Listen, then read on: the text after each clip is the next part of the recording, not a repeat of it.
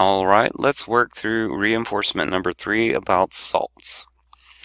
So it says to find the mistakes and then rewrite them correctly. So an important difference between detergents and soaps is that soaps can be used in hard water and they cannot be used in hard water. Detergents are the ones that can be used in hard water. So soaps is wrong. If you want to just write down what they just correct it in the sentence, I'm fine with that. You don't have to rewrite it. Just get the ideas.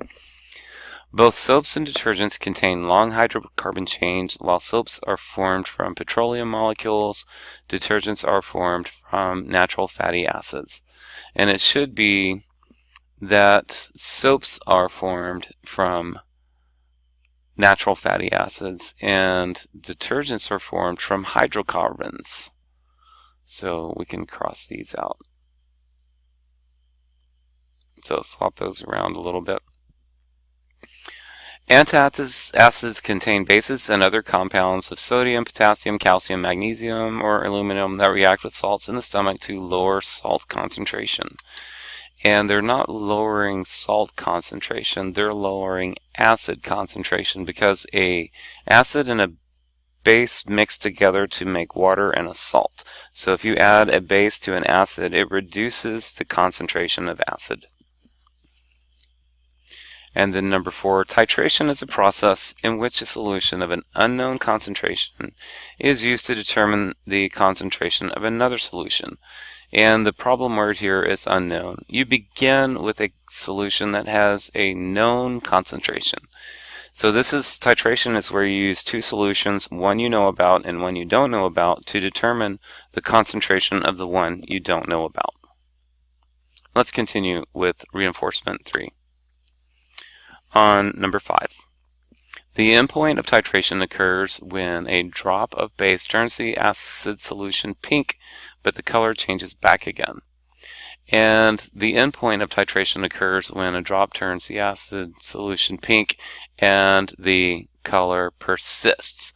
So titration, when you know you've reached the endpoint, when you add a drop of solution and the acid turns pink and it doesn't change back to clear. Okay, so it stays the same.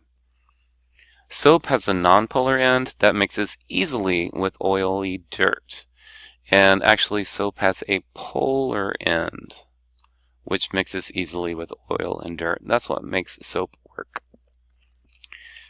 During a neutralization process, hydronium ions form a base combined with hydroxide ions to form an acid to produce water and a salt.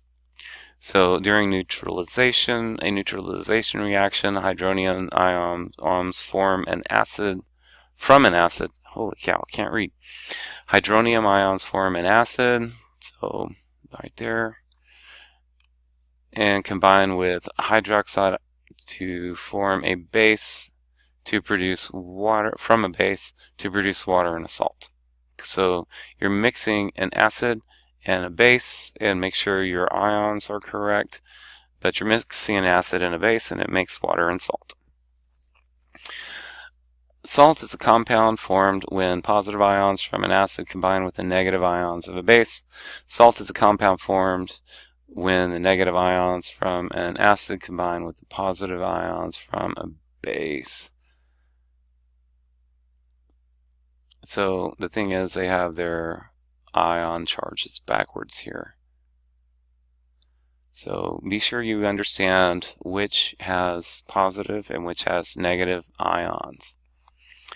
In titration, the solution of known concentration is called an acid or base indicator. In titration, the solution of a known concentration is called the standard solution.